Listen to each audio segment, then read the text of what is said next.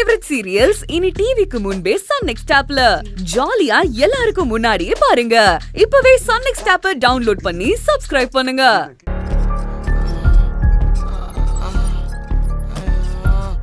Sister. Doctor. எதுக்கு அட்டெண்டரை போய் wheel சேர்லாம் தள்ள வைக்கிறீங்க? ஐயோ டாக்டர், நான் தள்ளுறேன்னு தான் சொன்னேன். பேஷண்ட் தான் கேட்கவே மாட்டாரு. அட்டெண்டர் தான் தள்ளணும்னு சொல்றாரு.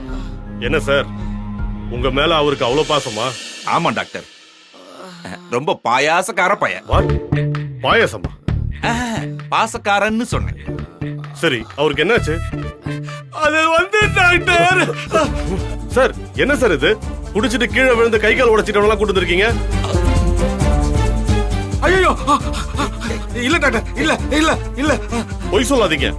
ஸ்மெல் இங்க வரைக்கும் வருது. ஸ்மெல் அங்க வருதா? சத்தியமா இல்ல டாக்டர், இல்ல டாக்டர். டேய், டாக்டர் கிட்ட பொய் எல்லாம் சொல்லக்கூடாது. ஏன்னா அவர் கடவுள் மாதிரி.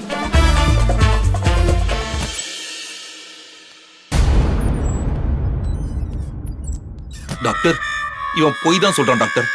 குடிச்சுதான் இருக்கான். என்ன சார் பெருமையா சொல்றீங்க? பார்க்க பெரிய மனுஷன் மாதிரி இருக்கீங்க. குடிச்சிட்டு கீழே விழுந்திருக்கா, கொஞ்சம் கூட யோசிக்காம அவனை கூட்டிட்டு ஹாஸ்பிடல் வந்திருக்கீங்க. நான் எப்படி சார் ட்ரீட்மெண்ட் பண்றது? அப்படியே பண்ணாலும் குடிச்சவங்களுக்கு மெடிசன் சப்போர்ட் பண்ணாதுன்னு உங்களுக்கு தெரியாதா? டாக்டர் டாக்டர், அவன் குடிச்சிருக்கான் தான். ஆனா இன்னைக்கு குடிக்கல டாக்டர். நேத்து கழுத்து வரைக்கும் குடிச்சது. இன்னைக்கு ஸ்மெல் வருது. அவ்வளவுதான் டாக்டர். பகல்ல குடிக்கிற பழக்கம் அவனுக்கு இல்ல டாக்டர். நான் இதை நம்பணுமா? நீங்க நம்பிதான் ஆகணும் டாக்டர். என்ன பகல்ல பொய் சொல்ற பழக்கம் எனக்கு இல்ல டாக்டர். திரும்ப திரும்ப பொய் சொல்லாதீங்க. அவனை பார்த்தாலே தெரியுது குடிச்சிருக்கானு. இது கூட தெரியாம தான் நான் டாக்டர் ஆயிருக்கனா? ஓ, டாக்டர் இதெல்லாம் கண்டுபிடிப்பாங்களா? பின்ன அப்புறம் எதுக்கு தினமும் வாயில ஸ்டார் வச்சு செக் பண்றாங்க? யோ, ரொம்ப ஓவரா பேசுற. Sorry sorry doctor. ஏங்க, டாக்டர் ரூம்ல ஏதோ சத்தம் கேக்குற மாதிரி இருக்குல்ல? இரு, என்னன்னு பாக்குறேன். தயவு செஞ்சு இவரை கூட்டிட்டு வெளியே போறீங்களா? என்னால இவருக்கு ட்ரீட்மெண்ட் கொடுக்க முடியாது. இந்த நிலைமையில ஒரு பேஷண்ட கூட்டிட்டு வந்திருக்கீங்க. கேட்டா பொய் வேற சொல்றீங்க. சாரி டாக்டர், குடிச்சிட்டு தான் வந்து வழுக்கி விழுந்தான். கையில சுளுக்கு பிடிச்சிருக்கு, காலு லைட்டா ஸ்லிப் ஆயிருக்கு. ஏதாவது பண்ண முடியுமா பாருங்க டாக்டர். சாரி சார், என்னால எந்த ட்ரீட்மெண்ட்டும் கொடுக்க முடியாது. தயவு செஞ்சு இங்க இருந்து அவரை கூட்டிட்டு போயிடுங்க. டாக்டர், குடிச்சிருந்தா என்ன டாக்டர்? அது மருந்து தானே.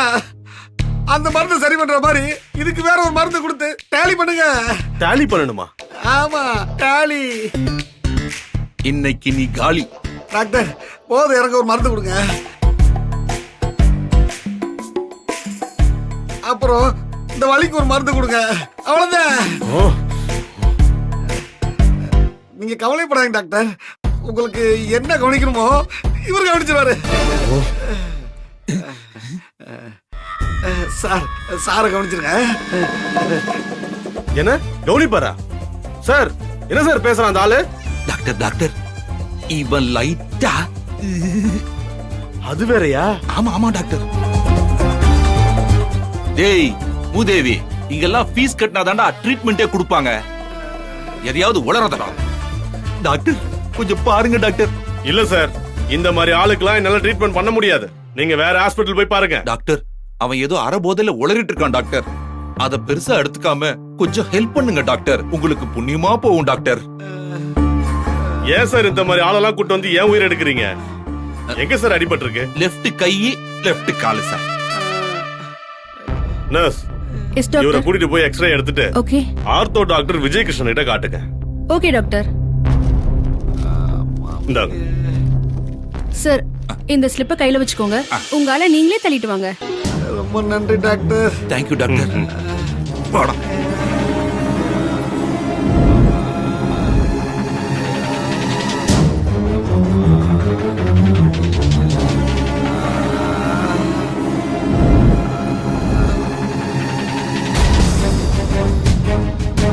என்னங்க, என்ன பிரச்சனை? எவனோ ஒரு குடிகார பேஷண்ட கூட்டிட்டு வந்திருக்காங்க. டாக்டர் அவனை பிடிச்சு திட்டிட்டு இருந்தாரு.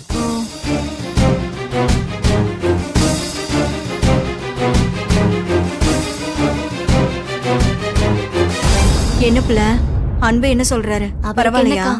அவரை பொறுத்த வரைக்கும் நான் இன்னைக்கு அவரை வீட்டுக்கு போக சொல்ல மாட்டேன்ல, அந்த சந்தோஷத்துல நிம்மதியா படுத்துட்டு இருக்காரு. பரவாயில்லையே, சகலையோட மைண்ட் செட்டை கரெக்டா கண்டுபிடிச்சிட்டியா ஆனந்தி? அவரு மனசுல இருக்கிறது உனக்கு தெரியுது, ஓ மனசுல இருக்கிறது அவருக்கு தெரியுது. இருந்தாலும் நீங்க 2 பேரும் சண்டை போட்டுக்கிட்ட மாதிரி இருக்கீங்க. நாங்க தான் முட்டாள் மாதிரி வருத்தப்பட்டுட்டு இருக்கோம்.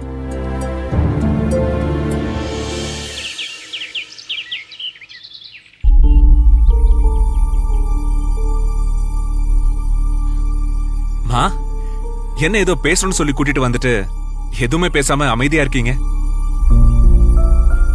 உன்னை நினைச்சா எனக்கு ரொம்ப பெருமையா இருக்கு மகேஷ். என்ன சடனா? அப்படி நான் என்ன பண்ணேன்?